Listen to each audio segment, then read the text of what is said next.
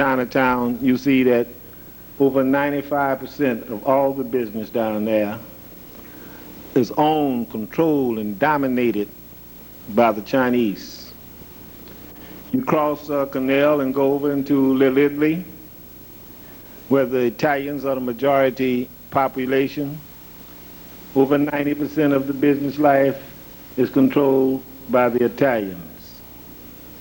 You come down to Yorksville, the German town, where the Germans are the majority population, and the business life is under the ownership, control, and domination of the Germans. The Puerto Ricans own the major part of their commerce and business life, and naturally, the chosen ones, Jews, they own everything in their community. They definitely are the pure example of what a person ought to do for themselves. They don't let nobody take nothing out. They don't even eat the food unless it's kosher. And they tell you it's kosher because they have to make it kosher. And they have to put their hands on it. With you and I dealing with our economic status, we have just proved that we have the money, and we have individuals with large segments of money. But being that we do not behave like other people, we do not keep that money amongst ourselves and let it circulate like all other people do, and we just give it back 8 hours after we get it to the source from which it came. Being that you're handling all this money and you're in this imperialist capital of the world, as Professor Amos Wilson was bringing out in the video presentation about this is the capital of the master thieves of the world, the imperialists. This is their home. Although they make up 6-7% of the population, they have a criminal syndicate on a worldwide basis that allow them to own, control, and dominate over 80% of the world's wealth. This is their capital. This is the big house. This is where it's managed and controlled and where it is directed from. We just happen to be the porters and maids in the big house, and so all the goodies is here, and we see the boss shifting his good from one place to the other, and every now and then we get a chance to steal some of it and get us a piece of the goodies too, that we think we are blessed because we're around master thieves who have over 80% of the world's wealth. Now the other part of it, dependent and passive. When someone have to feed you and you don't feed yourself, you're dependent on them for food. Someone clothe you and you don't clothe yourself, you're dependent on them for clothing. Someone house you or build your health, education, welfare, other institutions, you are dependent on them for your survival. And it is an old proverb in all cultures, he who feeds you will boss you. And being that we find ourselves dependent on food, clothing, shelter, and protection, yet with all these black colleges and all of these wonderful institutions of learning in New York City, all these great scholars, there's no program coming out of the mouths or the minds of any significant effect that's leading African people to solve the mysteries of their economic problem, to say, yeah, we have to eat, let us pool our monies and our thoughts and our efforts together and get us an agriculture system so that we can feed ourselves. And since you don't do that, it comes back to crazy. You must be out of your mind to let the white man put his hand on all the food before you put it in your stomach. I mean, you must be highly religious because you damn sure ain't no scientist. You believe it's some mojo protecting you from all harms. And that's where you at, why you're at the bottom of everything too. That you believe that you can trust your stomach to a known homicidal maniac. People who has a record of poisoning races out. But you say, well, let the white man keep the food a little longer, and let us pray to this God and that God, and let us don't do nothing concretely about removing ourselves of this dependency and of this potential horror. And it is happening because the nutritional value that they send to the black communities is of the lowest in the world. They take care better of the pigs and the cows than they do the black communities. They send better food to them than they do us up here. But can we complain, being human beings and supposed to possess all of the potential intelligence and capabilities of other people, that we would sit idly by and let another man feed us? Naturally, when he feeds us, he tell us, well, if you want this food, there's some buck dancing and angel mama and I want you to do to get it. Some flunky roles I want you to play. I want you to belittle yourself in front of your wife and your children and your other kid and kin, or I'm not going to feed you. And being that it has been a weapon of the enemy to cripple our minds at birth, the system is designed to wipe the young black kid out before he can almost talk. Number one, he's born in an abnormal environment. Two, the people who gonna nurture him, who he gonna bond with and shape him, they are victims of white psychology and white propaganda. For example, a big black Zulu woman giving baby for a big black Zulu man, and when the baby come out, she gonna sing him an Irish lullaby. She gonna take him to some bootleg Negro preacher who gonna Christian him, put the stigma of the cross on him, and tell him that as long as you will suffer under this cross, you have it made. But if you dare try to be free of this cross, you're doomed forever. If it ain't the cross, it's another symbol.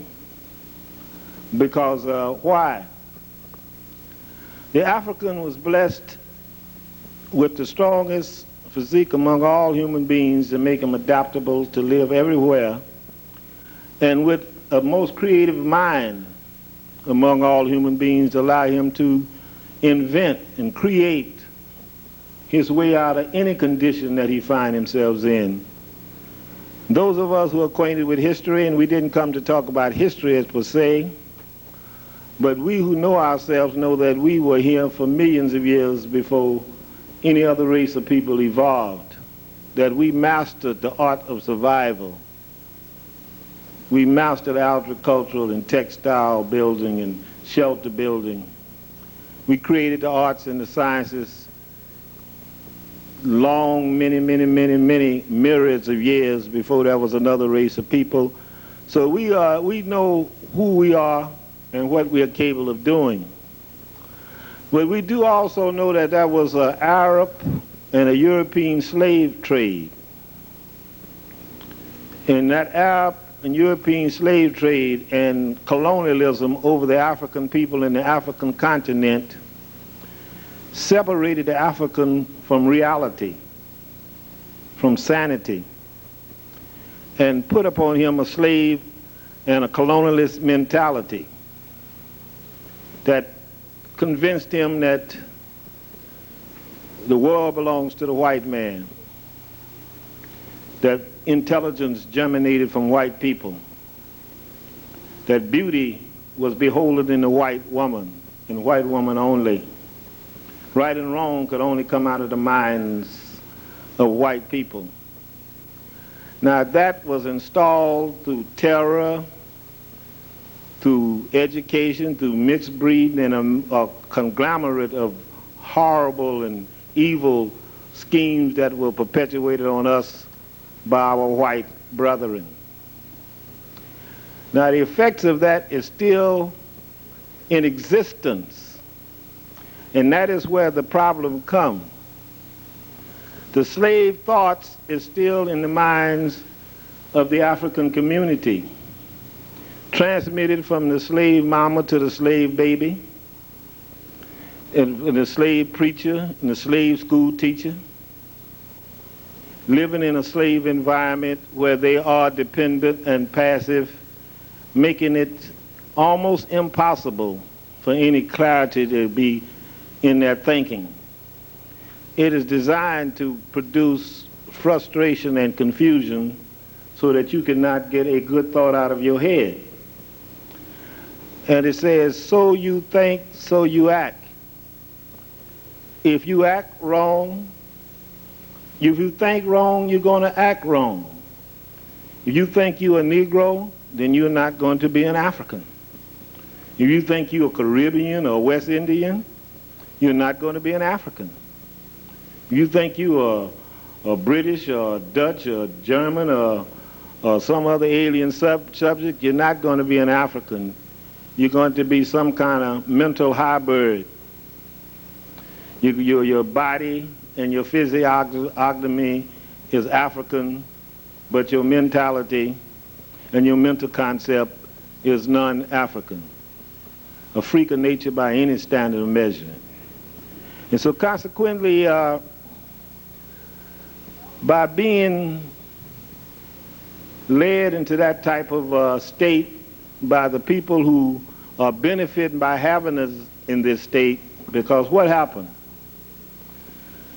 Without putting the chains on you, he could put you in a community in Harlem and keep you so passive that they can walk up here and take out 95% of your money and have you laughing and ready to hurt anybody if you tell you that, hey, that's wrong. You're supposed to control the commerce business life of your community like all those other racial and ethnic groups who make up the majority of their population control theirs. But every day in Harlem, non-African people come out here and take up 95% of the money every day.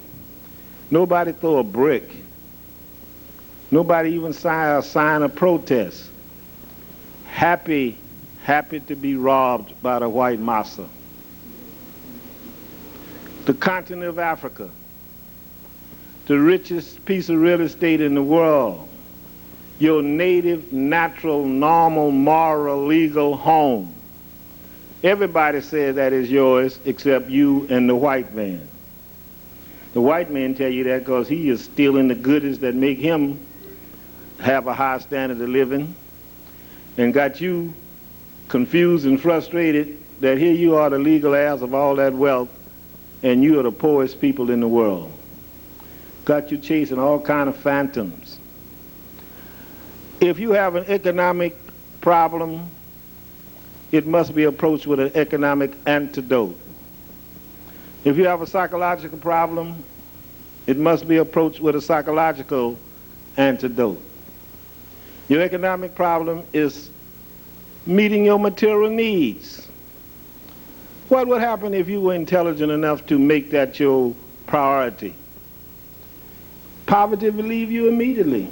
Unemployment would leave you immediately. The disrespect that is shown to you throughout the world would leave you immediately. You would have so many jobs and positions that you won't be able to fill them. You'd have to be hiring other races of people to flunk it for you to help you grow the food to feed yourself, to make the clothing to clothe yourself, to build the houses. And naturally, since we have Europeans and other criminals roaming this earth, you need some protection. You got to be able to keep the wolves off of you. You got to get some destruction, some weapons of destruction, that if someone come to rob you, they don't ever leave. They die. And set the proper example that I am not a Negro no more. You just can't come in here and take me off and take my wealth and take my community. I have joined the human race. And so consequently, when the world look upon us, whether we in Brooklyn, Bronx, or Staten Island, or whether we in Georgia, Texas, the Caribbean, or in Africa, somebody else is running the commerce business life. Somebody else is dominating the body politics of all communities where we are majority population. Now that is crazy. Now anybody that can live in peace with that, you must be dead. You know, I used to think zombies were make-believe. When I say people say, I say no such thing as zombie. They just do that to ridicule us as a people. Then I found out it was true. That I didn't know nothing but zombies.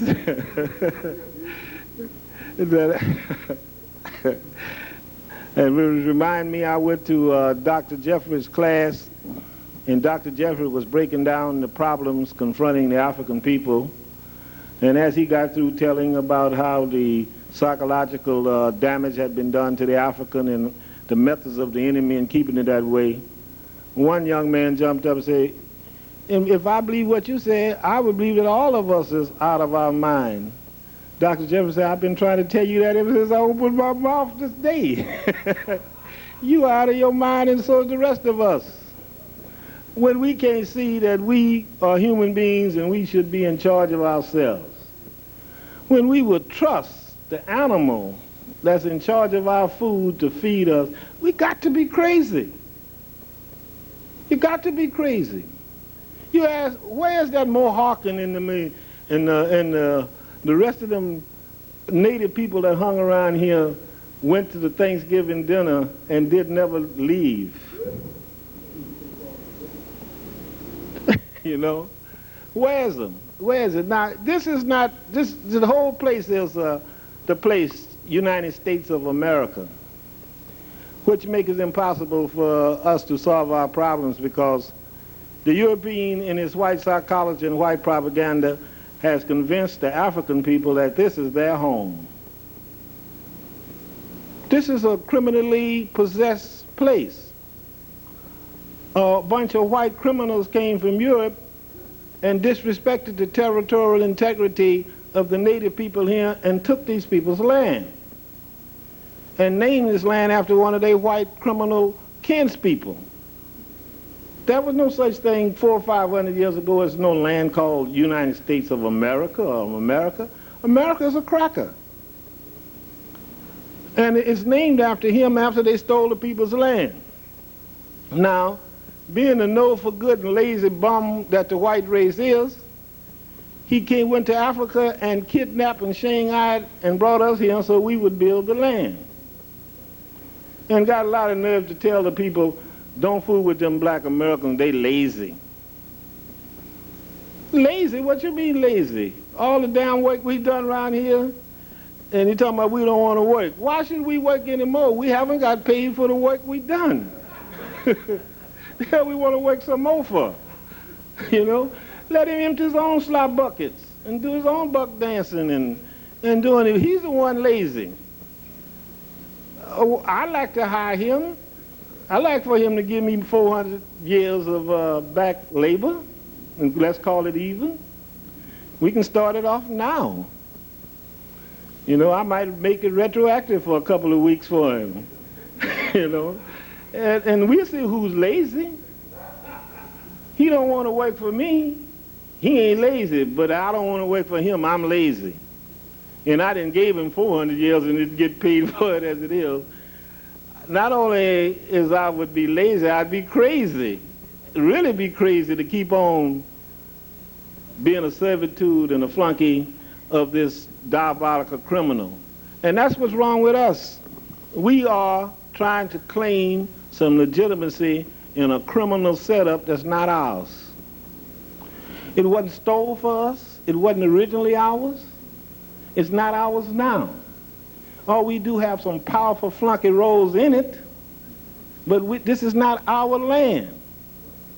And the sad part about it is, you would attach yourself to this and turn your back on what is yours when yours is 10,000 times more beneficial than this.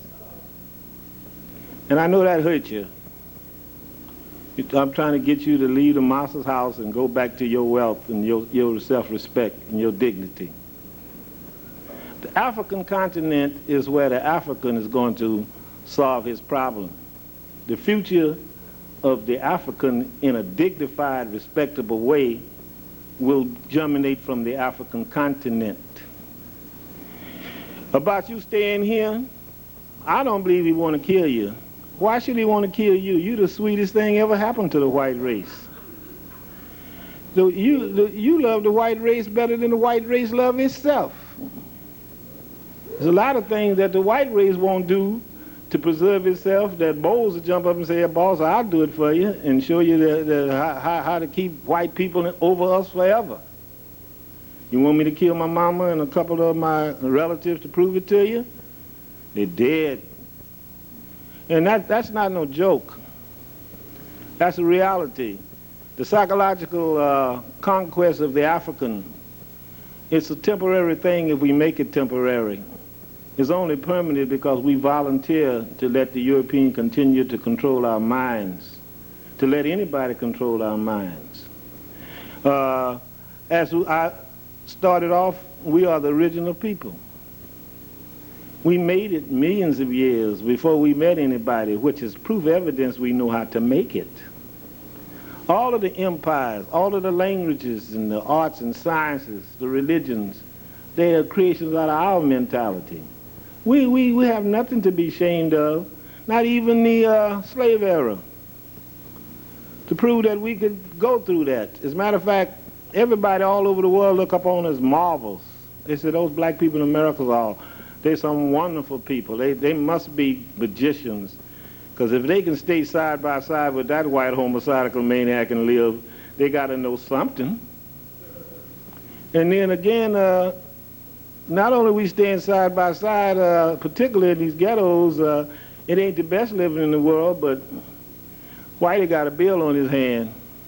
You know, he got to keep the checks coming, keep the food stamps coming, keep the Medicaid coming, the methadone and the methodex, you know. He got that bill on his hand. And if it ain't there, going to be big trouble the next day. You know, you will see a revolution. But why? What is that? When he got the gold and the diamonds and the coffee and the cocoa and the uranium and the inexhaustible wealth that should be yours. You should be the owners, the controllers and managers of it. You should be the one that is hiring him, having him flunky to get a little of your natural wealth. But if you're crazy, you won't know what's yours, and that's what America is designed to drive the African crazy, to make sure that he do not understand that the world of Africa and the black communities is for him to own, control, to dominate. We came here tonight, as I said, analyzing this economic and psychological status of the Africans, and I'm quite sure our main speaker is going to give you another excellent dose of information that will enlighten you and inspire you to understand the world around you. However, we do have a couple other speakers. We were scheduled to hear a message from our sisters. We have one of them here, and she's supposed to get with a couple others and bring us a special message. And our other speaker, he just came in, and we want him to get his breath and come and give us a few moments. And the sisters come up and give us a few moments so that we can turn the chair over to our main speaker, who, by the way, we of the African Nationalist Construction Movement, as you see, we come here and document what we're doing. We do that with a scientific purpose. We are producing byproducts from these programs that those who are not here will not miss the program and not miss the message. And at the same time, Professor Amos Wilson and the rest of us, we maintain places of business.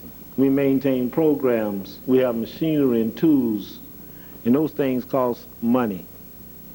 And we are getting together to help each other promote our messages on a commercial and educational basis, where we will be helping solving the mystery of our economic problems by being able to pay our rent and to meet our utilities bill and still have time to produce books and to carry out progressive programs throughout the community for the benefit of our African people. So at this time, I'm going to call upon Brother Dr. Bashiri Uzima, who is the treasurer of the African Nationalist Construction Movement and chairman of the Universal African Relief. At this particular time, the Universal, to the main speaker of the night, I was reading a book here, Carlos Cook's and Black Nationalism, and here's a statement he made. Said, the problem as it projects itself on people of African descent in the Americas is an economic and psychological one, and should be treated as such.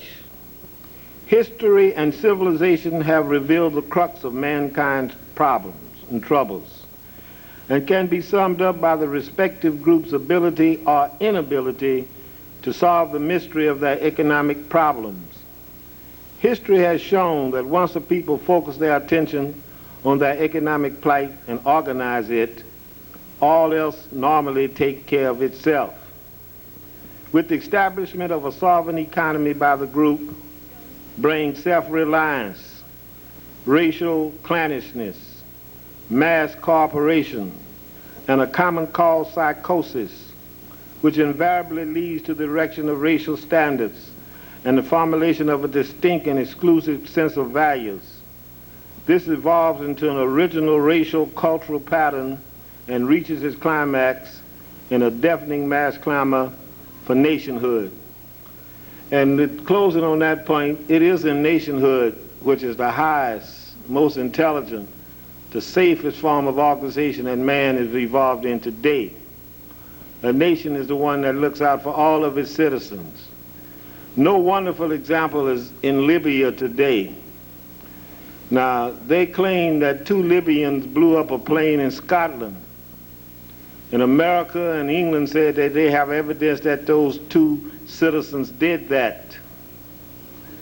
And they said, give them to me, or I'm gonna boycott you, I'll bomb you. Now, with nationhood, you are compelled to spend the last dime in the treasure and the last bullet in your arsenal to protect all your citizens. And Gaddafi is showing you exactly what you're supposed to do in protecting those 2 fellows who he could easily give up and go on and make him some more money, but the dignity of nationhood require him to stand behind his citizens with the full strength of the nation. And so with that in point, it gives me great pride to bring the one man that I have found that addresses the program more in line with what we do than anybody else in this city. And it's always been that way, that Brother Professor Amos Wilson and myself, one of our things in criticizing the others is they don't talk economics. They want to talk everything else but that. So it's a great pleasure to be with him tonight, Professor Amos Wilson. Thank you. Okay, thank you. Thank you, Karen. Thank you very much. It's always a pleasure to share this time with you and to be invited to be with you. And I'd like to thank you for coming out in spite of all the dire predictions of the weather and so forth. And just in sort of keeping the faith, I'd like to also thank those of you who have supported African World Info Systems in buying our publications. Our book, Falsification, is doing quite well along with the other books, and we appreciate that very much. We want to let you know, of course, that the sales from our books are not personally used by myself, and when I say us, I'm talking about Brother Sababu Plata, who's my main partner there, myself, of course, and Sister Dorothy Lewis, and others who support us at African World Info Systems. The chief purpose is to distribute information and to provide the necessary information and analysis to advance our interest as a people. We're going to talk a little bit about economics this evening. Of course, we don't have as much time as we would need. This would take quite a bit of time. Hopefully, though, I've been promising to do a series on Black Power. I have to announce again that we do expect to get our book out, A Blueprint for Black Power, in March. It started out as a project for writing 10 lectures. And unfortunately, the one, you'll be the judge of that, it has ballooned up to about 600 pages. So this is one of the reasons why we've been a bit delayed. So I think when we get to it, the final editing, it'll be somewhere between 400 and 500 pages. And even with that, we are skimming the surface of the things that we need to know. I've stated in other contexts, we brag a great deal about how the Egyptian priests were educated for 40 years, and yet we think that we can accomplish the education we need for nationhood and power meeting 2 hours every weekend.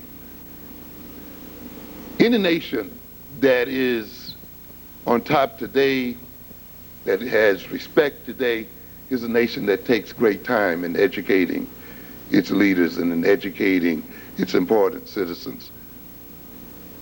That 40-year education was not just unique to Egypt, it happens today. If you go through a full, say, PhD program, it's easy for you to spend 40 years getting educated. Even if you don't, if you get a master's or BA or you don't even get that, it still may take you 40 years to be truly educated and to get some sense of how the world operates and to learn the methods and the means for dealing with the world. I've indicated in other contexts as well that every culture has its unique time dimension. And one of the problems that we have today is the fact that we have not yet applied African time to our own processes as a people. I've indicated that our children are being destroyed in these schools in terms of the time system alone, let alone all the other things that are going on there. But because the time system that is being used there has been inherited from another people, we say that they go into the schools with different motivations from the standard population. We say that they may come from various home backgrounds and economic backgrounds with various psychological orientations toward the world and so forth and so on, with a different mission to achieve in life and this and that. And then in the name of equal education, we want them to get over all of this to learn exactly what the others learned within the same period of time given to the others. And when they do not learn what we think they should, or we've been told that they should learn, we're ready then to talk about them in terms of learning deficiencies and in need of special education and all of the other kinds of things we hear out here every day. Instead of reconstructing the time system in terms of who they are and what they are and what they have to accomplish as a people. To the topic at hand, I would agree with Dr. Uzima that in a sense, in terms of the topic of this evening session, we are all for those titles. You've heard me say, of course, that in order for us to be in the condition we are in as people, we have to be out of our minds. It is a political and economic necessity. It is mandatory. And I'm not being rhetorical when I make that statement. We are a rich people, and yet we perceive ourselves as poverty-stricken. But our richness is not as much in our lands as in another place. The ultimate wealth of a people is in their head, in their heads, not even in their soils. What do we mean by that? We mean by that the kind of situation we see today, where the people who have the natural wealth in their lands are starving and do not own those lands. And yet people who did not have the lands, did not own the lands, are in control of those lands and in control of the wealth. I've often said somewhat facetiously that perhaps Africans would have been better off economically, politically, and otherwise had we not had the wealth in the African soil. Then we would have been forced to use our minds. The Japanese have no wealth in their soils. They have no natural minerals or anything else. In an objective sense, we should call the Japanese a very dependent nation, but their dependency has not made them poor. They make the people who supply them, make them wealthy. Because of what? Because of the consciousness that they project in the world. When you have the right mind, you can con people out of their wealth. You don't have to have any land if you're smart enough to talk other people out of theirs or take other people's lands. In other words, then, the ultimate determiner of wealth and power in the world is the mind of the human being. And that is why, then, we are poverty-stricken, not because we have not been blessed with wealth, but because we have been robbed of our greatest wealth, which is our mentality and our consciousness as a people. We would have to be out of our minds to be in the condition that we are in today, and to be dealing with almost a total reversal of reality that we deal with today, where those who own least, who are given least by nature, are in control of the most, and those who are given most have the least. This can only occur when the minds of those who have least have been twisted and turned backwards, and their consciousness falsified. We are not a dependent people, even though we think we are. We've been made to believe we are. And yet when we talk about our stolen wealth, we're talking about other people who depend on it. When we talk about our enslavement, we're talking about people who depend on our labor. When we talk about the $300 billion or more that we earn, we talk about people who have enriched themselves in terms of how we spend that money. People whose first beeline is to the poor African community in America to enrich themselves. We are still America's greatest wealth-producing population right now. The issue is not so much what we earn, for if we earn 300 billion, then we must produce trillions, because in a capitalist system, you only get a fraction in terms of earning of what you produce. So we're getting paid $300 billion. We must be producing well over $1 trillion, which would mean, ladies and gentlemen, that African people in America are one of the world's largest economies. We marvel because a Mike Tyson earns $20 million for a fight without recognizing that if a Mike Tyson is earning that, the fight itself is generating $200 million. And yet we don't ask ourselves, where is the other 180 million? We marvel about some athlete earning 10 or 15 million a year. Well, if that's the case, then that athlete must be worth to his owners $100 million, $150 million a year. We don't ask ourselves what happens to those other hundreds of millions of dollars. We marvel about a Michael Jackson or someone else who's earned 60 or 70 or $100 million. And yet we do not recognize that the American music industry is probably the second largest export industry that this country has. We think of music as purely entertainment, but music is a commodity. Black music sells about 60% of the music sold in the world. It outsells other people's native music. It is worth billions of dollars. And yet we're willing to sing for pennies a record. And we're willing to give away our major cultural product to other people. We trade far more money with this nation than Canada. Don't be deceived because Canada is a large territory, that it therefore is worth more money to the United States than our black people. We have worth far more money to this nation than is Mexico, even with the NAFTA agreement. Do not again be deceived because it represents a large land mass. We are to a great extent America's wealth. However, that is rapidly coming to an end.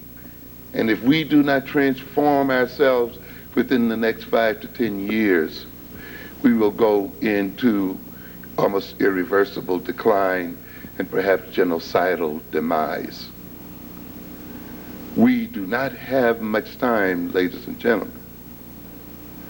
The nature of the world is changing so rapidly and dynamically, we can no longer debate year in and year out about which way we are going.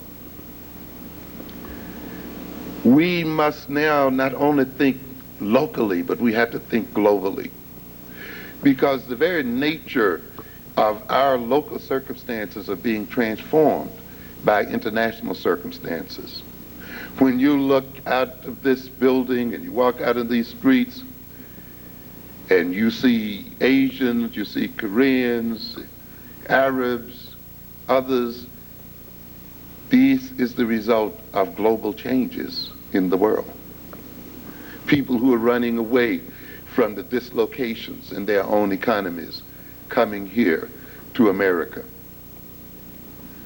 We are looking at a situation here where the world is being transformed and a new world government is coming into being, where sovereign nations will no longer exist. If you have a bit of time, you should investigate the NAFTA agreements and the so-called GATT agreements. Not only does the so-called NAFTA accord threaten to further unemploy African American people,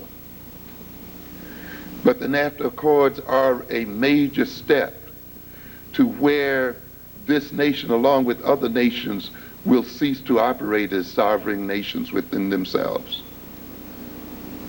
where the world essentially will be run by corporations, by a small group of white males with an intermix of Asian males, and perhaps a third level of Latino males, but principally European and Asian males who are already setting the world up. Take a little time and investigate the so-called side agreements that were passed over quickly when the discussion about NAFTA took place? What are those side agreements? Why were they not discussed? Why was it required that NAFTA be passed as a whole piece rather than to be debated and passed upon piece by piece? In other words, the U.S. Congress itself of the sovereign United States was told that you must take the whole agreement or none of it. You have no right to take it apart and say, I don't like this or I don't like that, therefore I will not agree with this or I will not agree with that. No, they were told you got to take the whole thing or nothing at all, and you got to do it by a particular period of time, which meant, ladies and gentlemen, that the so-called citizens of the United States, through their elected representatives, lost all rights to really debate a major economic agreement that would transform their economic and political circumstances.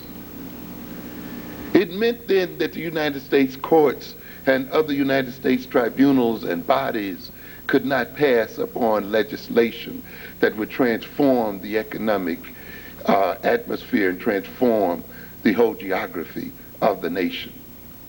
Those peoples whose jobs would be destroyed, those people whose jobs would be exported, would have nothing to say through their representatives about an agreement that was doing this to them.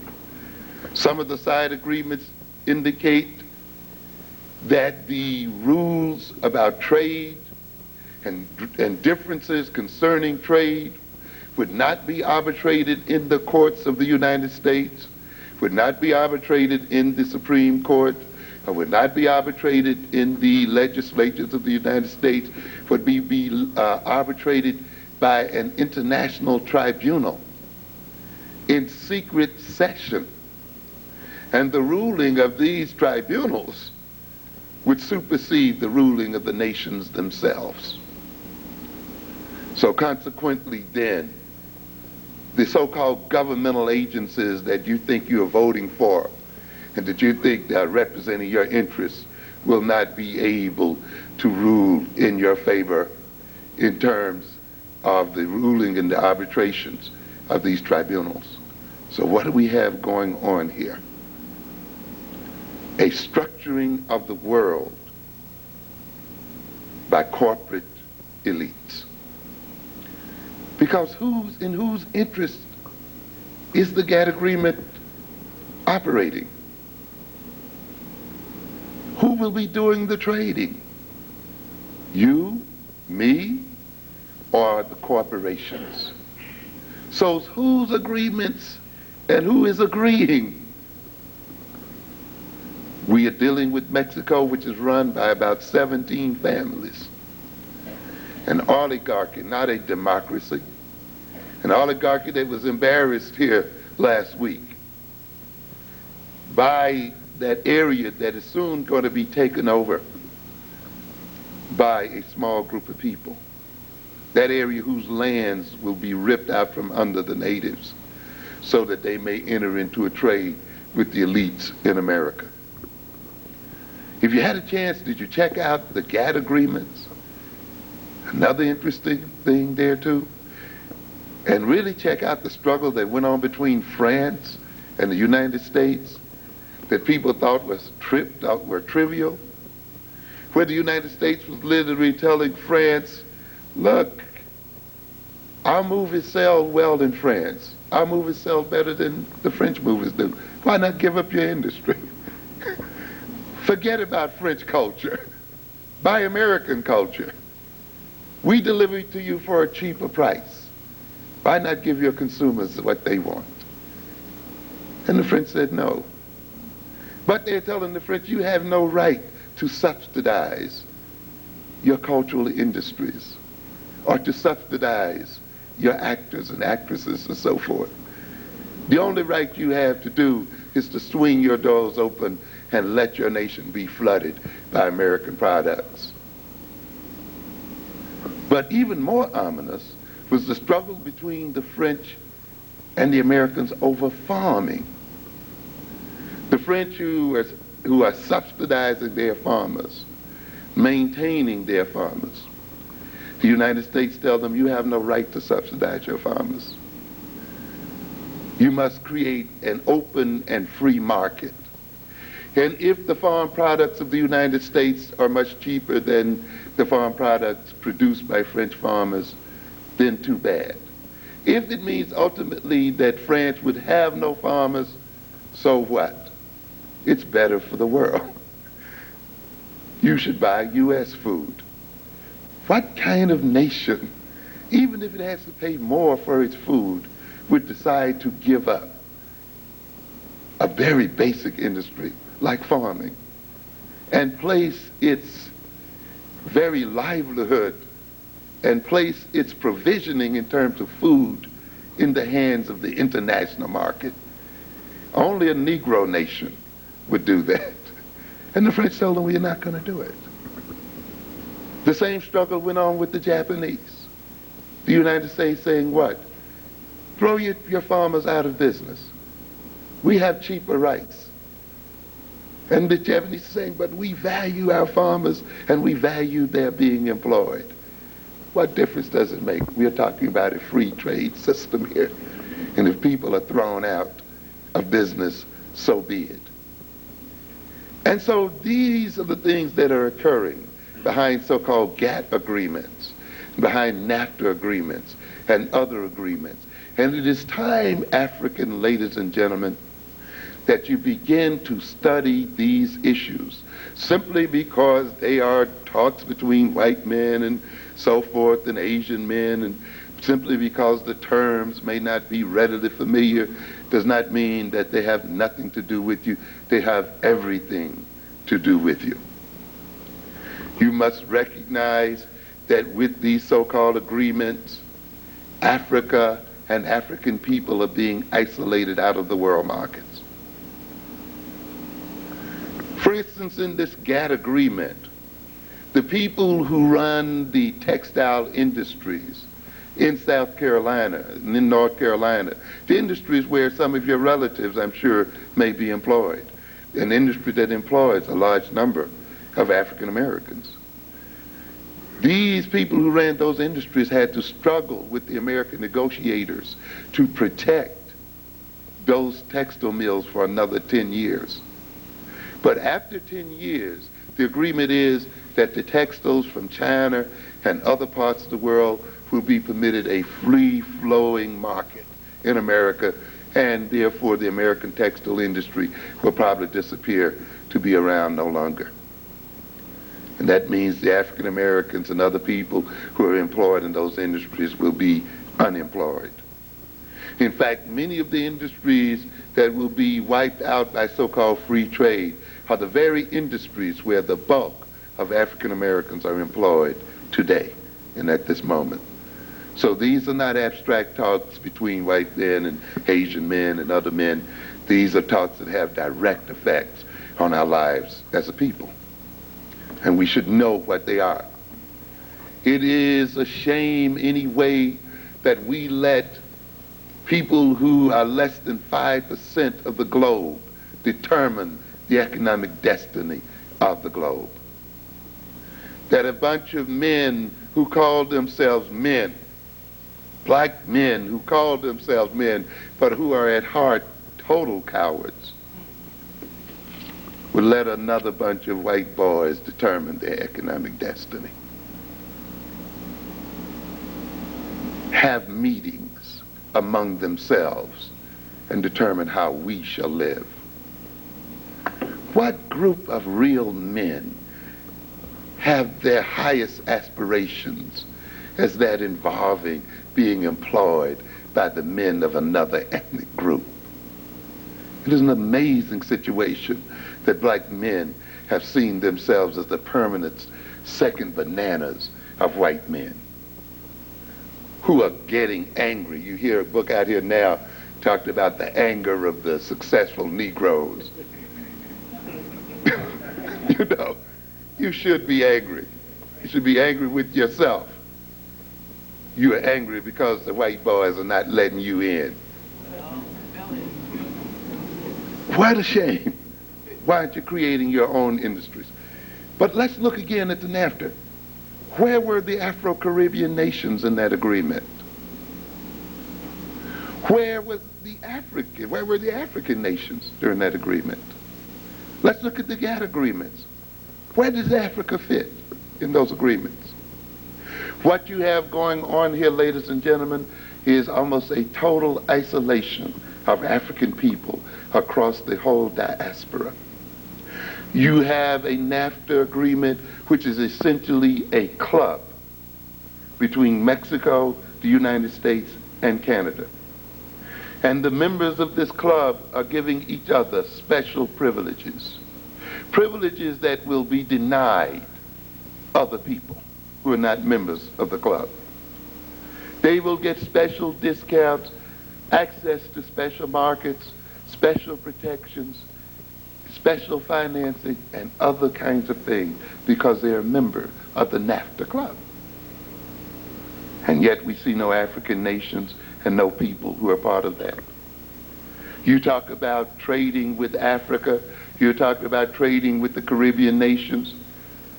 What is going to happen when you decide to trade with the Caribbean nations and trade with the African nations and find out that you cannot enter into the kind of trade you want to because the methods you have chosen to trade run against the NAFTA agreements? That the United States has agreed with the Mexicans or agreed with the Canadians that certain products outside of their club cannot be imported into the country. Or that products that are imported into the country must be taxed in some special sort of way. And yet you're a part of the so-called nation. You talk about trade, you talk about exporting materials to Africa. Well, what if the materials or the services you plan to export to Africa run up again against NAFTA agreements? This is what we're talking about here, ladies and gentlemen. Serious issues. It is time for African American people to get over our ignorance. You've got to read more than books written by black folk because the books are not covering enough territory. You cannot let yourself be deceived by people who tell you simply because books are written by white folk, you should not read them. White folk don't write every book to deceive black folk. They don't write every book with you in mind. Why do black people have problems reading? Because they're not taught well in school? Not really. The problems black people have with reading has nothing to do with academia. What are we saying here? The problem that we have with reading as a people is a political problem that expresses itself in school as an academic problem. What do I mean by that? I mean by that there is so much information in America. Real information, factual information, information everywhere you look, free-flowing information. So in order for us to be ignorant, we have to will ourselves to be ignorant. In a sense, we must be dumb in America in order not to take advantage of the information available to us. In other words, there is so much information available that if we truly could read as a people, and I'm not talking about technical reading, there are those who have great vocabularies who still can't read. We truly must not be interested in reading in order for this information to flow around us the way it does. In other words, we have to fall asleep over our books. We have to get headaches when we read.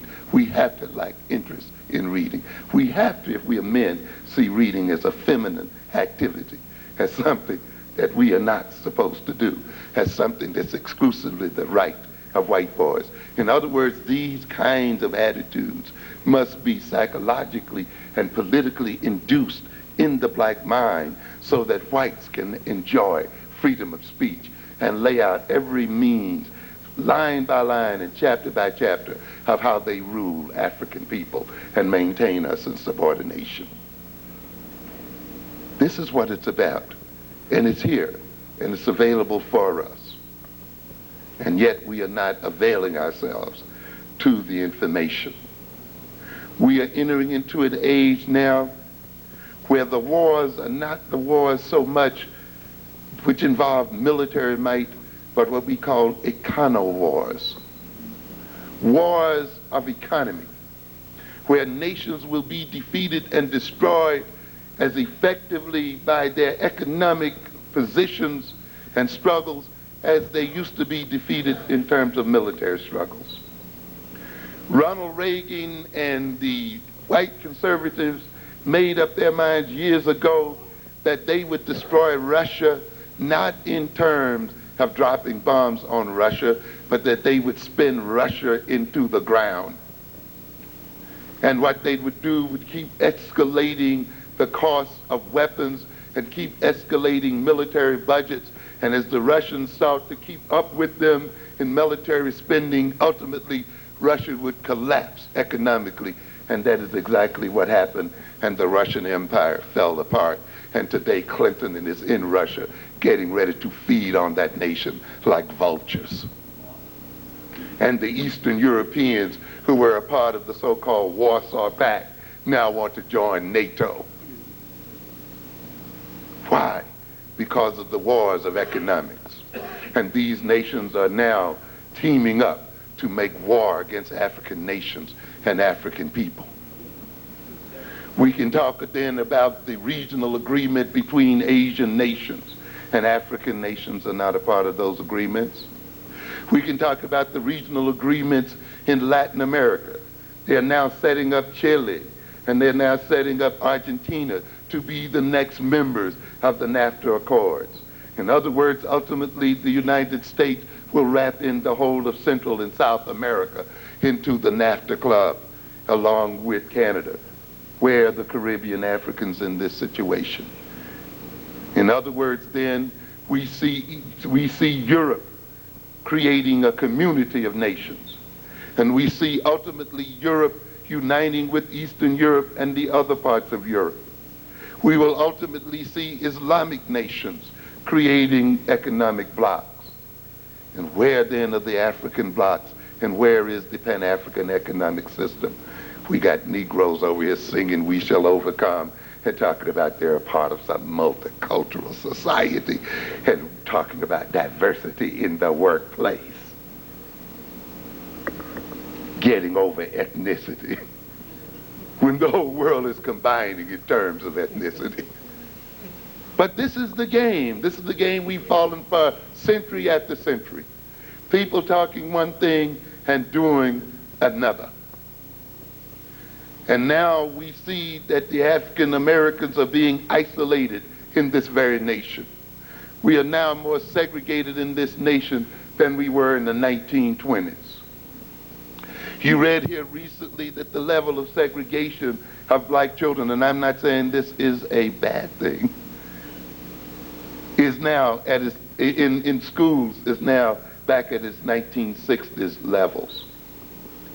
We have reached the point where the black male is essentially economically obsolete and useless.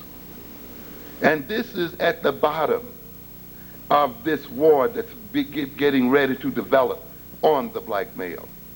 I warned you in on black violence that this whole issue about crime in the black community was but a setup, a rationalization for the genocidal attack against the black community. I warned you on black violence that if you really looked at the statistics, the greatest crooks and criminals in America are American white men. That this nation is a criminal nation. It is a supreme mafia. You heard me say that earlier. You heard me say that this nation has been at the center of wars that have destroyed within the 20th century some 167 million people. And yet they have convinced you that the threat to the world is the black male and the black drug dealer, as if the threat to the life of the world is in the hands of black men. You could have 10,000 black men on these streets every night, mugging 100 people apiece, and you would never begin to equal the number of people killed and destroyed by white males. But yet they're convincing you that a black male is a criminal. And what am I saying then? In order for us to be in the condition we're in, we have to literally return backwards. The victims of criminality have to be made to appear to be the criminals, and the criminals made to appear to be victims. When you talk about drug addiction, you're made to think that this is a major problem in the black community, and it is, but it's much more a major problem in the white community. Definitely. But why are we made to believe that we are the bulk of the drug addicts? Why are we made to believe that we generate the bulk of violent crime? In every criminal category, you will see that white males outrank black males. Just as in every welfare category, you will see white folk far exceeding black folk in numbers. In every area where people talk about entitlements, you will find that it is the white middle class and the white upper class that gets the largest bulk of government money. But yet when you hear the term entitlement programs, you automatically think of black folk. And yet when you hear the terms of welfare, you automatically think of black folk. And yet when you hear the term of violence and criminality, you automatically think what? Black folk. Yet whites are not unfamiliar with the actual figures. They have them. It means then, ladies and gentlemen, when a people ignores a set of facts, when they insist in the face of the facts, in believing in opposition to the facts, then the issue is not about truth. We have some people in our community who believe that if they keep telling white folk the truth, they're going to transform the American situation. We're going to talk truth to power. You're going to talk truth to power, all right, and get crushed for talking it. Why didn't the people tell the emperor he had no clothes? Because they recognized that telling him the truth placed them in danger. Only a naive child would talk truth and get away with it. So the issue is not about truth and telling white folk the truth of African history, the truth of our contributions to America, the truth of our great ancient past. For these people are not going to give up their privileges and wealth and power merely because they learned that you are Egyptians, or because you've contributed to American wealth, or these other things. It's too addictive for that. They will say, so what? Good for you. We are still holding on to what we got. And if you get in the way of what we got, we will crush you, Egyptian past or not.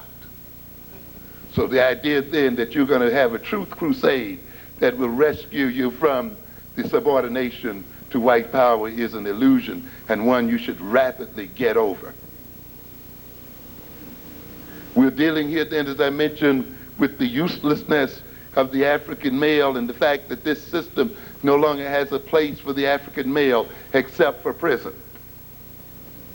And this, of course, is demonstrated by the fact that this white legislature is willing to pass a bill that spends $22 billion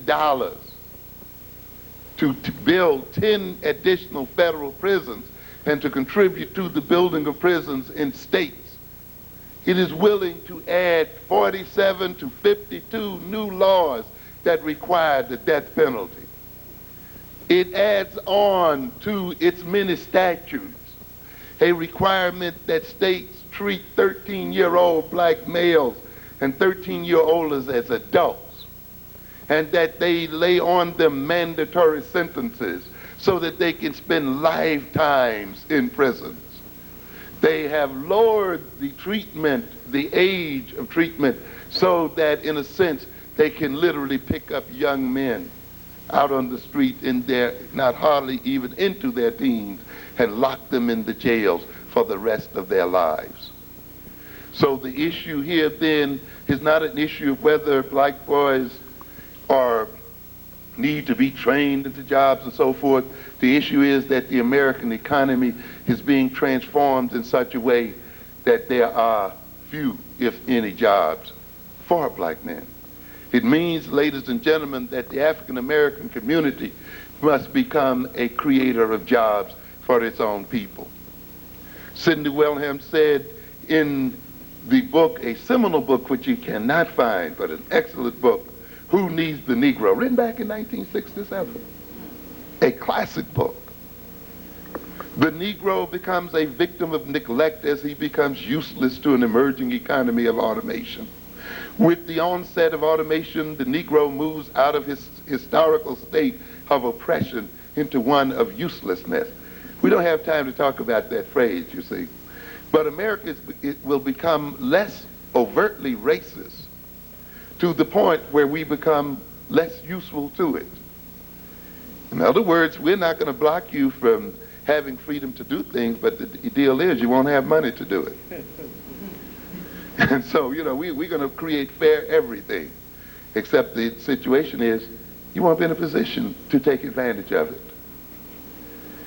So the issue then won't be so much our oppression and overt racist oppression, but our absolute uselessness in an automated society, in a global economic system. In fact, the issue now has moved to a degree beyond racism, to a degree having to deal with the economic structuring of the world and of the society.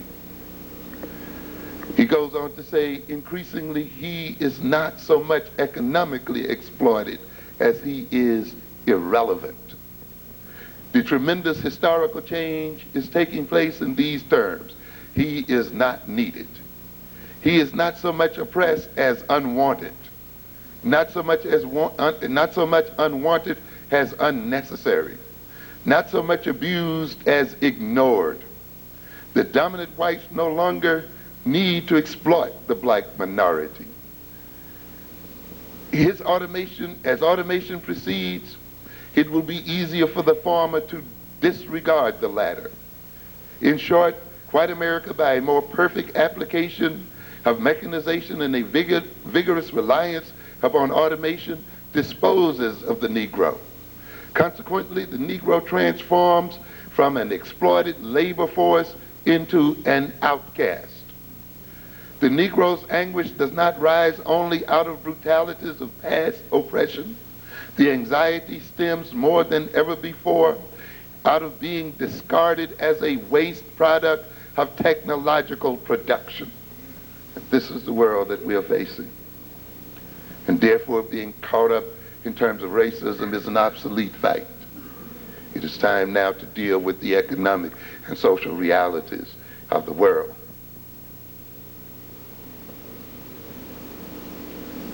We got Negroes here who were duped into a whole generation of stupid struggle.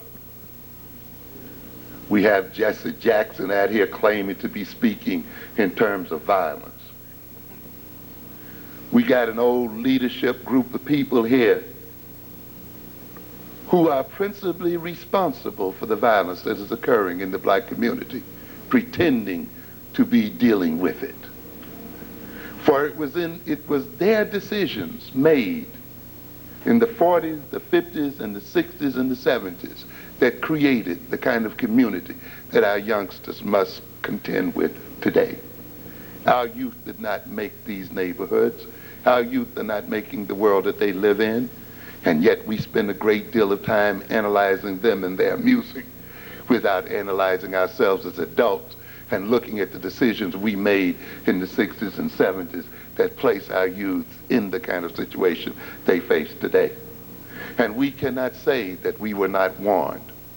As a matter of fact, W.E.B. Du Bois warned the NAACP as far back as 1934, when he told them that blacks would be segregated for decade upon decade, and therefore the NAACP needs to promulgate an economic program for African people in terms of where they were in the American culture. And if African American people were segregated in the American culture, then African American people needed to develop an economic system based on their segregated reality. He was thrown out of the NAACP for that reason. And he told them then in 1934 that African people would be segregated for decade upon decade. Why not establish an educational program that spoke to the needs of the people where they were? He was seen as a latter-day Booker T. Washington for saying so, and was thrown out. Booker T. Washington himself, at the turn of the century, was warning of the same thing. You need to get economic power. You need to gain control of your internal markets. You need to establish your economic stability. Deal with the votes later. This is what other immigrants groups do. No, the NAACP struggled, called him an Uncle Tom, derided this man, and now what do we have? We have the right to vote while we are homeless. We have the right to vote while we are jobless. We have the right to vote while our children are miseducated. This right that we were told would bring us a cornucopia of blessings and freedoms. We have the right to ride the front of the bus, and we're the only one riding on it. Yes. We have a right to sit at the lunch counter with white folk, and we ain't got no money to buy a sandwich. We got all of these abstract rights, but nothing real. And this is the situation we face. We inhabit neighborhoods where the industries have flown away and left us bereft of jobs and opportunity. Why? Because we have not paid attention to the realities of our lives. And now we are overrun with violence. Because violence is the result of social disorganization. Violence is the result of a nation not being able to feed and clothe its people legitimately. I think Ellis was the one, and his group indicated that when you looked at the number of black inmates in the prisons of New York, you would see that 75% of them came from essentially 7 neighborhoods in the whole state. And when you look at those neighborhoods of Brownsville and Harlem and South Jamaica, South Bronx, and these areas, you will see that those are areas that have high indicators of other social problems. Joblessness, unemployment as we call it, low levels of education, high levels of infant mortality, a low percentage of native people in those areas that own and control the internal markets. In other words, there's a very direct relationship between the economic organization, between the educational organization and institutional organization of those communities, and the violence that is a part of those communities and characterize those communities. A very direct relationship. And yet when they were told in the 50s and the 60s that the economies of these communities should fall into the hands of African people and be developed by African people, they were told that we were engaged in self-segregation, that we would all live in suburbs with white folk. We'd all be a part of the Fortune 500. Our children would all be bused to learn that 2 + 2 is 4 in Scarsdale and White Plains, as if 2 + 2 is not 4 in Harlem. And yet we find ourselves overrun with violence here today. In other words, then, what we have recognized is that the major struggle in America is not the struggle for political democracy, but for economic democracy. For you can have political democracy, You can vote if you want to, but you can still be poverty-stricken. You can vote if you want to, but you will still have no power. As Robert Allen in his book, when he talks about, the Black Awakening in Capitalist America, he makes this statement that too many of us still believe that democracy works the way it is described in school textbooks. That is, that political power is based on the will of a majority of the people in a given geographical area. He goes on to say, but political power in America is dependent on those who control valued resources and critical institutions, not vice versa. And those who have this power cannot be voted out of their positions by the public at large, because the base of their power lies outside of the formal political sphere. Their base of power lies in the corporations and the large public institutions, which are interdependent but largely removed from the sway of public pressure. What did I just get through saying? The people that will run the global economic system and control the politics of America are not people who run for office. The heads of multinational corporate systems don't run for office. You don't vote on their election to their offices, yet it is those very people who determine the political and economic destiny of people. And yet you got a group of people, even on the radio station you revere so much, that tell you voting is your key to power. Voting is not a key to power. And we got a joker in South Africa who's running the same game on the South African people, who's going to run a game on African American people, claiming that they got a multi-ethnic, multicultural society, who are going to probably mix their diplomatic missions with blacks and coloreds and Afrikaner whites, so that they can impress on the world that they have achieved diversity in the world. When the ownership of production and the ownership of land and wealth will remain as much in the hands of whites as it has ever remained. And you will think because you have elected a Nelson Mandela to be the president that you represent the taking over of South Africa by black people. If you believe that, you believe in the tooth fairy. You have never seen any multicultural, multi-ethnic nation rise to the top in the struggles of the world. You've only seen ethnic nations and nations based on ethnicity. But you want to fall asleep to some swan song. And Nelson Mandela should know better. He has the whole history of Africa before him, when other African jokers told their people that if they controlled the legislatures of their nations, and if they elected the heads of their government, that meant that they were free and in control of their nations. And yet today, as I told you earlier, Africa is frozen out of economic development with its African heads of nations and its African legislatures. Why? Because they did not see the first things first. And the first thing in a revolutionary change is that the revolutionary people take control of their lands and their wealth, or otherwise they have no real power. And power in America is not the power of the vote, but the power of the ownership of resources and the ownership of labor and control of labor.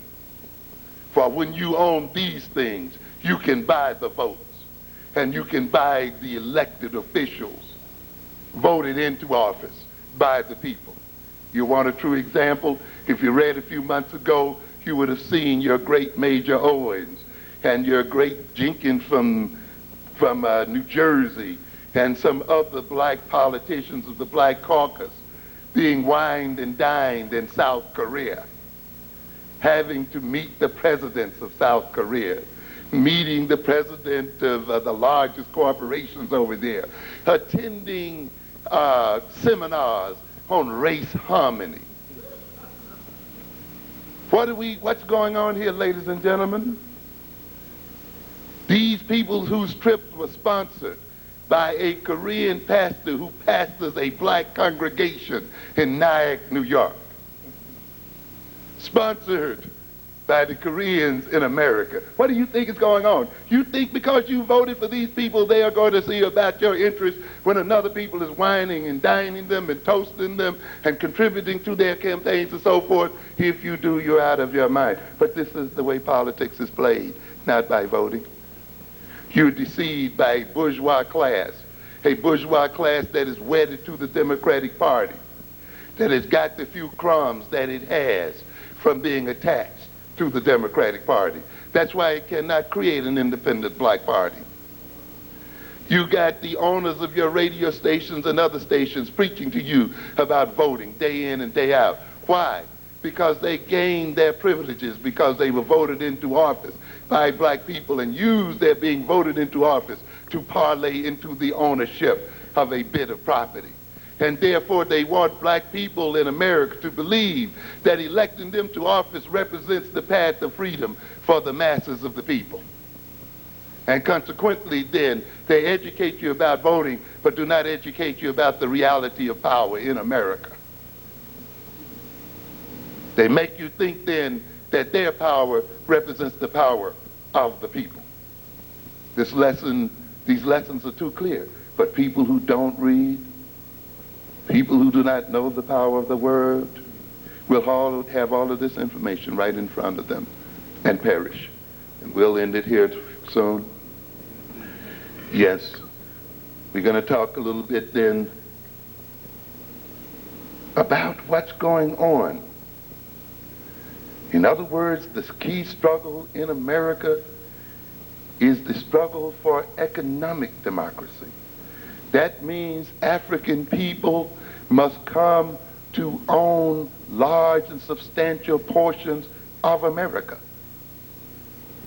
Not just moms and pop stores in Harlem, but we must, if these corporations are going to so-called rule the world, then we must be an intricate part and an integral part of these corporations. We either must be a part of their ownership or we must destroy them, one way or the other. When and how these corporations decide to move the world in terms of their interest, then African people must be a part of that decision-making process. And that means then the ownership of production in America, the ownership of production in Africa, the ownership of production in other parts of the world must belong to a good extent with African people. So we're talking about a broad and grand economic program here, because it is only through this kind of program that we can salvage our very lives as a people.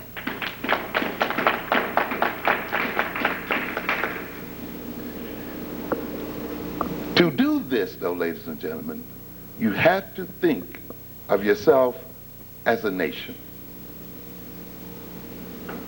One of the reasons why we do not analyze our problems correctly is because we do not analyze them with the concept of nation. If you analyze problems in terms of individualism, you're in trouble. If you analyze problems in terms of family background, you're going to miss the whole point. If I hear this statement, we must return to traditional values, one more time I shall puke. What traditional values? This is not traditional America. Do you realize the transformation that has happened to America in the last 20 to 30 years? Do you recognize that values have to have some compatible relationship to the economic reality in which a people exist? And you're talking about recalling some primitive values in a whole nother world?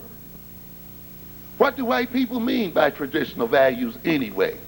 What are values? You think values are merely those things that determine what is right and what is wrong, what ought to be and what should be?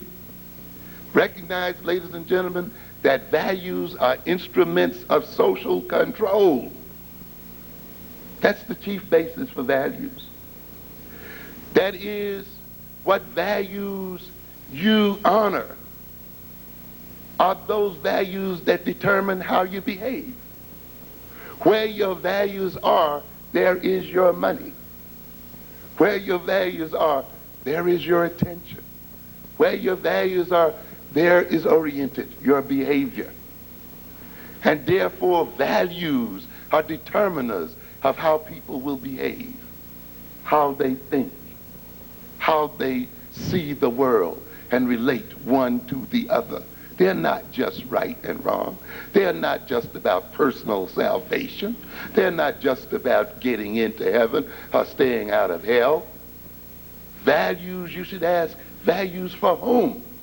Values for whose benefit? These are the questions. Who is teaching me these values that they say I should honor? And in what way do these values, if I practice them, will benefit them? And in what way would they work for me or against my interest? It's not just a matter of going to heaven or hell.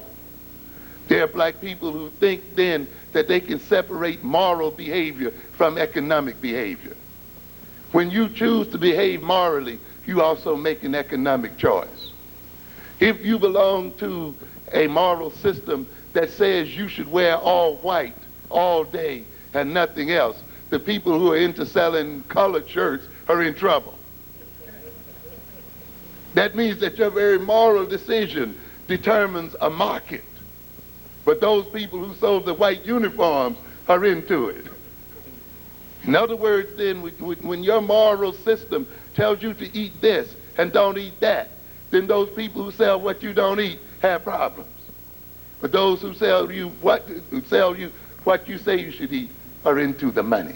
You don't make moral decisions separate from economic decisions. You don't choose values that are separate from everything else that goes on in the society. So when people start talking to you about choosing values, they are talking about a means of socially controlling your behavior. And when whites tell you about traditional family values and traditional American values, they're talking about those kind of values where you say, I'm poor and I'm in need, but I'm too proud to ask for welfare. Yeah. So that way you'll die filled with values. And the American public, which has robbed you in the first place, won't have to pay a nickel for you. Yeah, that's what traditional values are. Traditional values tell you that you can let another people starve you and cut off your lifeline, take total control of your economic system, but you're such a law-abiding citizen. You won't take control of your own wealth and you'll starve to death because you're a good Negro. The major reason why Africa, America is in the trouble it is today is because of good, law-abiding, church-going Negroes. Yes. Who do not realize that there's no such thing as a sacred law, but a game that's run on the people who make the law as a means of manipulating and robbing from other people. That's what it's about. So when you become law-abiding, you agree to the rules of the game. And if the rules of the game mean that those who are in control legitimize their thievery, you will go along with their theft of your very life and property because you want to claim how law-abiding you are.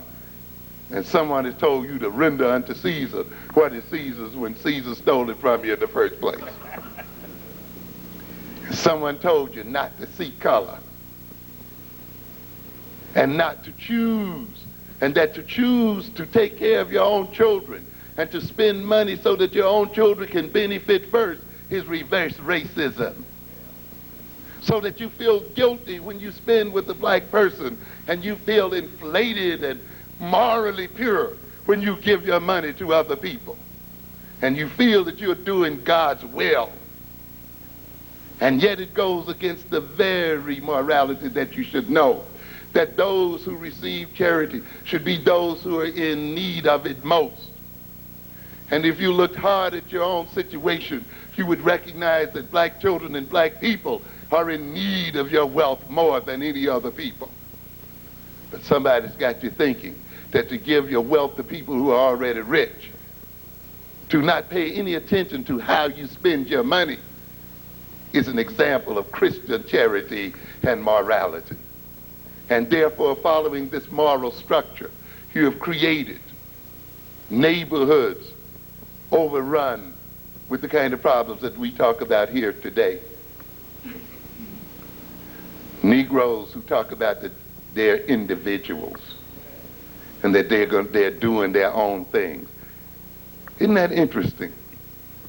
We talk about individualism, right? That means that we're supposed to be uniquely different. If we're so uniquely different, why do we buy millions and millions of 3-liter bottles of Pepsi Cola? Why do we buy millions of pairs of Timberland shoes? Where are all these individuals who are supposed to have such different tastes and choice? Why do we buy millions and millions of the same types of clothes, the same type of food, the same type of entertainment, the same type of music? What are we talking about? Who are these individuals who have such separate choices that they end up buying over and over again the same product, millions upon millions upon millions of the same product, saying they're doing their own thing, and I'm an individual expressing my own taste? You must be joking. You're no individuals. There's no such thing as individualism. It's a joke that the white man runs on you. You say these other people are individuals? Well, tell me this. Why is it that 180 million white individuals decide that they won't spend a nickel with you? If they are so free, and if they are so different, and if they are so unique, and if they do all their things, and if they, then why is it a good chunk of them don't spend money with black people? Where is this individual choice? Where is this individual choice when 7 or 8 million Asians will walk 10 miles around not to put a nickel in your hands, and yet they come and sell you everything they got? Where is this individualism, ladies and gentlemen? Where is this individualism in Detroit when Arabs can own the infrastructure of that city and Negroes spend money after money with them and they not spend a dime and they treat them like dogs? But we are individuals. We are doing our own thing. We are not a monolithic race. I believe in diversity. You're the only one that believes in it too. Because, ladies and gentlemen, we are a de facto nation in America. Black people are the most segregated people on the American continent. We are even segregated in our suburbs. Only a small percentage of black people really live in what you call mixed neighborhoods. We are locked in these ghettos. And yet we are pretending that we're some kind of diverse culture. America literally has imprisoned us.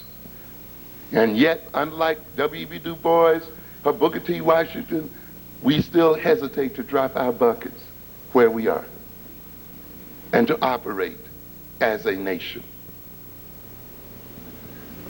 This country is not a whole country in the sense we think of it as. It is a nation of nations. You have the white American nation. You have the Arab American nation, the Korean American nation. Each of these ethnic groups essentially is a nation to itself. And they relate to each other the way nations relate to each other in the international sense. What do I mean by that? You hear the struggle that goes on between the United States and Japan, where the Japanese take advantage of the free market of America, so-called free market, sell in the American market, but build walls around their own country and block trade from the United States in Japan. Therefore, the Japanese earn tons of money from the United States, expatriates that money, and uses that money to advance its economic growth and to compete with the United States. is what nations do. This is what nations are about. Clinton went to Seattle a few weeks ago to lick the Chinese ass. For what reason? Because the Chinese and the Southeast Asians are literally locking them out of their markets. And they're trying to find ways to break into the markets. We have a region here that within maybe 15 to 20 years will be the primary region in the world and have the largest market in the world, whose purchasing power will surpass that of Japan within the next 10 years, and whose economic dominance will be larger than that of the United States and Europe. And this is what the white boys are dealing with over there. And these people do not even need white money to advance their interests. Little Taiwan sits there with $215 million of investable money. Hong Kong sits there with $235 billion of investable money. You can go to Indonesia with 46 billion. You can look at Thailand with something like 30 billion. You're looking at a region with some 800 billions of dollars that it can invest in its economic growth and development. You can look at the Chinese economy, which today is the third largest economy, and is predicted by the Wall Street Journal will, by 2015, if this country does not derail it or steal from it, will be the largest economy in the world, growing at 12% today. This is what you're dealing with here. These are nations. And how do they do what they do? We're going to come back to that in a minute. But they operate as nations. That means that they try to take as much advantage of other people's market philosophies and the structure of other people's markets while doing what? Protecting their own. This is the way nations do it. When you then look at the Koreans or others in this country, you will see that they practice exactly the same political economy as does Japan. Which means what? That they take advantage of the free and open market of the African American nation, sell in that nation, create wealth in that nation's markets, exploit that wealth through their own, and block any access to their own markets by African Americans. And use then that exported wealth to continue to invest in the African American community, but ultimately to invest in the large American economy and to invest into the national and international economy and to fund the growth and development of their own native nations. This means then that African Americans have a political and economic ideology. You see, if we looked at ourselves as a nation, we would see that we have, as a nation, a political and economic strategy and an ideology. And we've had it over historical time. We believe in open markets, free markets, right? Yeah, we believe in that mythology because this is what we were taught in Economics 101. The greatest lies told in America are the lies around economics. Yes. We believe in being fair, so we're going to be an example to other people. What does that mean then? That we're going to open our markets and not prohibit them to enter our markets based on race or any other thing. See, that's reverse racism. We believe that people should be free to invest anywhere they feel like investing without regard to race, color, or creed. This is what they teach Negroes, despite the fact that this is not how the world operates in reality. This is the ideology of black folk. And this ideology then permits other nations and people to invade the African American markets and take advantage of those markets. But they don't have that belief in regard to their own. They believe that they should be in control of their markets. They believe that they should not leave it open for everyone else to come in. Therefore, what happens? They gain access to the African American market, and they retain access to their own market. And not only that, they block African American entrepreneurs from access to their own people. And now we're wondering why we're suffering the way we do. But it's because we as a nation have a self-defeating economic ideology. Because we believe Horatio Alger myths that people come in and they wash dishes for 20 years and save up their little money. And then they get a little store. And from that they build a chain of stores. You know, this is kind of economic philosophy we've been taught.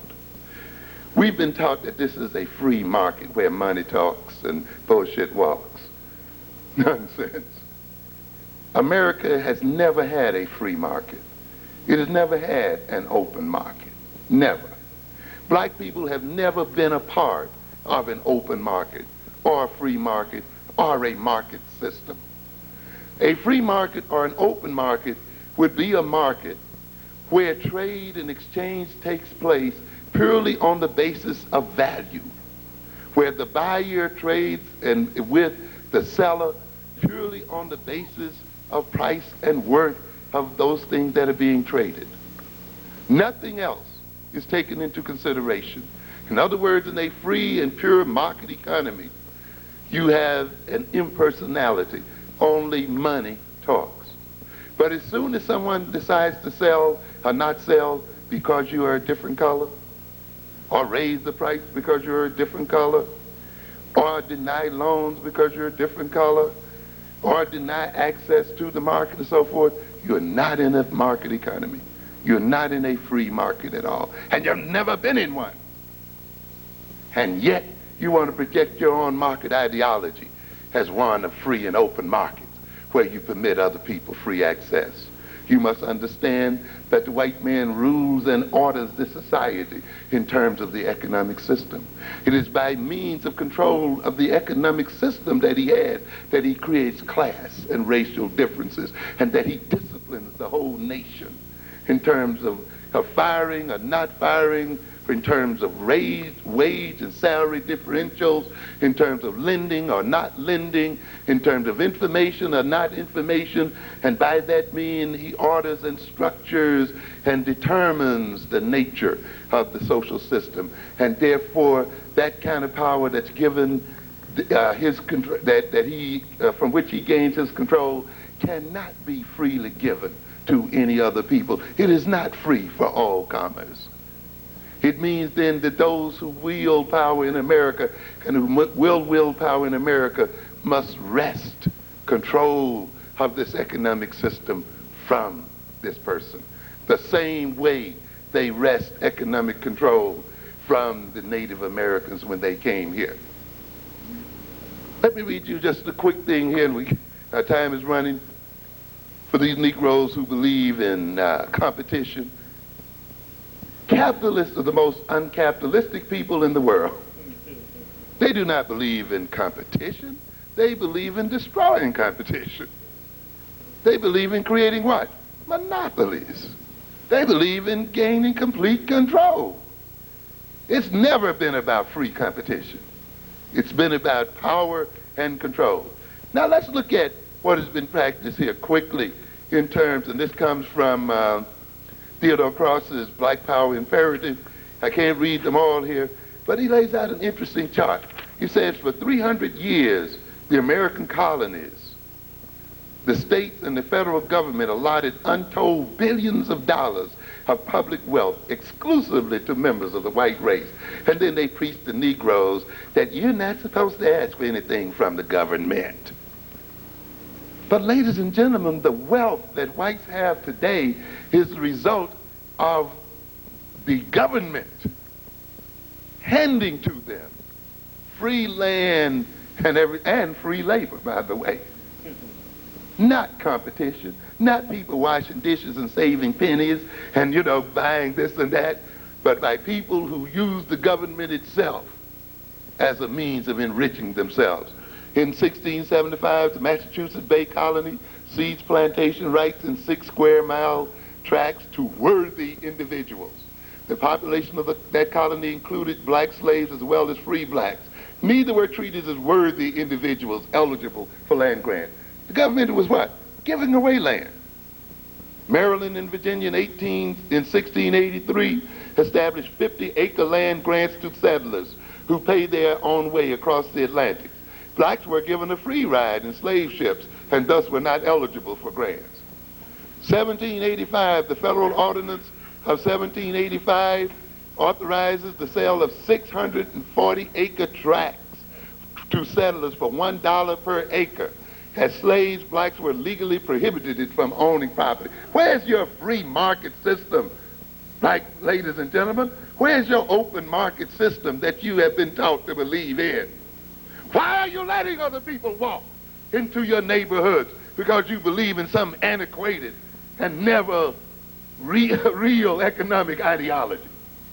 Because you're not taught the real history of America and have not gained the real knowledge of America. Because you see, studying economic history and economics is a dull situation. You'd rather goose your neck in subway trains listening to music that hypnotizes you and drives you out of your mind. In 1850, the beginning of the massive federal land grant program for private railroad companies, outright awards of 130 million acres frequently include property for 20 miles on either sides of road beds. Those lands later found to contain billions of dollars of petroleum and mineral reserves. Black businessmen never considered qualified to acquire, finance, or operate railroad franchises. This old General Grant that you think was a part of your liberation was president during the giveaway of millions and millions and millions of American acres to a handful of white men in terms of building the rails, giving away to one railroad as much as 158 million acres. And the government financing the development of the railroads, the government buying the bonds of the railroad and the whole bit, and turning the wealth over to these white men. And they dare to talk to you about a free market and a free economy. Other railroads were given millions and millions of dollars. Learn the reality. To be truly Afrocentric, you must not only know your African history, but you must know American history, and you must know economic history the world over. It is not enough for you just to know about Africa, the history of Africa. You'll be deceived. You must know the reality of the situation. 1862, the Homestead Act grants settlers 160-acre tracts of federal land without charge. And they tell you the little few nickels you get from the federal government means that you're something decrepit. They're going to make your workforce so you can work for nothing in pennies and create a third workforce to underemploy and unemploy other people in the name of workfare. Over 250 acres of public land transferred almost exclusively to whites in the most important land grant program in American history. Negro claimants blocked by lynch mobs, intimidation, and refusal of local authorities to protect their claims. But as you said, Brother Harris, we're willing to protect these other people. They got a right to be here. 1889, in the celebrated Oklahoma land rush, 150,000 white settlers scrambled to claim the choicest land. Savage lynchings, Ku Klux Klan terrorism, and Jim Crow legislation kept Negroes out. Later, the heirs and successors of white settlers were to discover billions of dollars of petroleum reserves on these lands. So, you know, they're rich because they're smart, right? They're rich because they stayed up nights burning the midnight oil. They're rich because they were living their dream. Yeah, you believe that. We can go on. I mean, there's so much here. But what's going on here? They're telling you about individualism. In every one of these acts, you will see what? Collectives of people. Not individuals. Collectives. Rings. Syndicates. Cartels. Groups. Not individuals. Groups of men. You will see the whole legislature passing laws in their favor. Men, women could even vote. Blacks could even vote. The legislatures of states and even the United States legislature itself was literally owned by the railroads, Jay Gould, Jim Fisk, You name them all, Rockefellers. That thief and dog literally own almost every bit of oil in this country. Why? Because he broke the midnight oil? No, because he made all kinds of crooked deals. He priced his competitors right out of the market. He came in control of the refineries and manipulated prices. He used actual gangs and armies to destroy his competitors and to destroy people and to destroy labor. These men fought over the New York Central Railroad and the railroads going from here to Albany with fists and clubs and guns. Okay? And yet you think going to some college class where they're drawing price and equilibrium curves is going to get you some economic power in the world. And you think by keeping your nose clean and by being non-racial and non-ethnic, you're going to come and save yourself and get power in the world. You got another thought coming, and after a while you won't be able to think at all. Yes, you got to face the reality.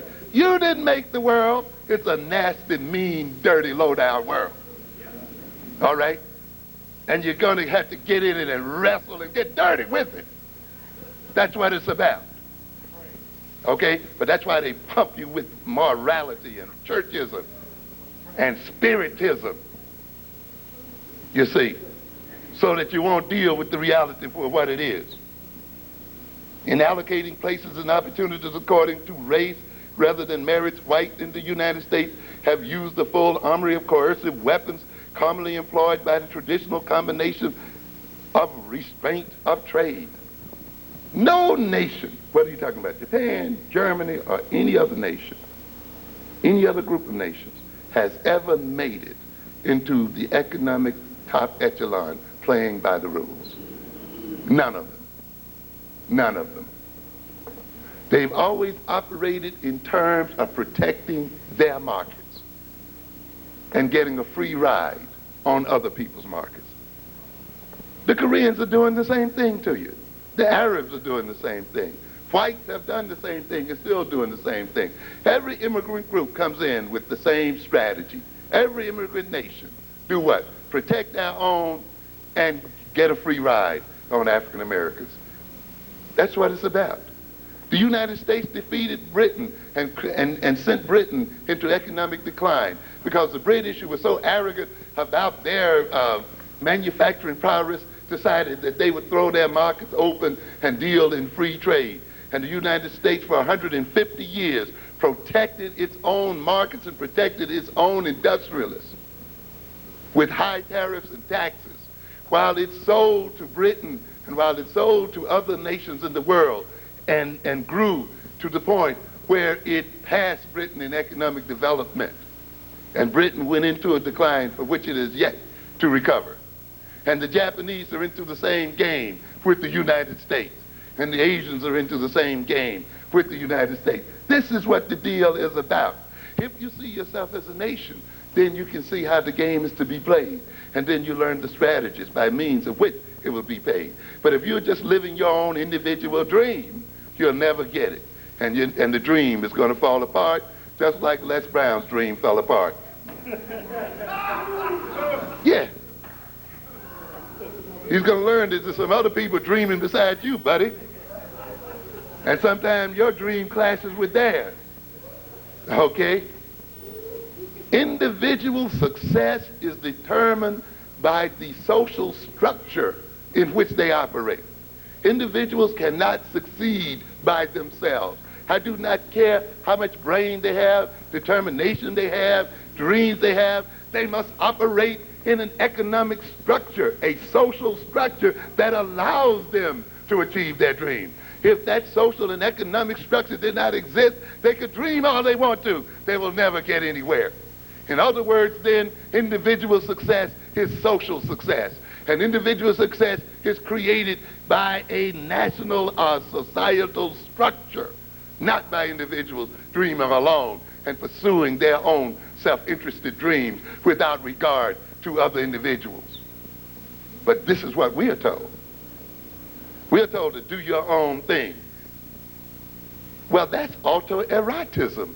Eroticism, isn't it? That's masturbation. Isn't that what that is? Yeah, do your own thing, you know. In other words, to do your own thing requires cooperation from some other folk. Yes. To even do your own thing as an individual requires what? Other people. Yes. You can't do your own thing by yourself. And so the most primal need of the human being for sexuality, for love, cannot be done totally by the individual themselves. They must enter into some kind of relationship with other people. One of the interesting things I find about individuals is they have an inherent tendency to form groups. You know, you think about it. We got to end it here. We got so much here. But what we need here in the end, and what am I trying to say in the end? That your strength lies in your ethnicity. Your strength lies in your African consciousness. Consciousness is also an instrument of power. It's not just about knowing your African history or knowing yourself. Consciousness is the means by which an individual determines his or her behavior. You see? And the things used by consciousness, thinking, reasoning, information processing, and the values that are a part of that consciousness are the means by which the individual negotiates his way or her way in the world. You understand what I'm saying? It is through consciousness that you adapt to the world and adapt the world to yourself.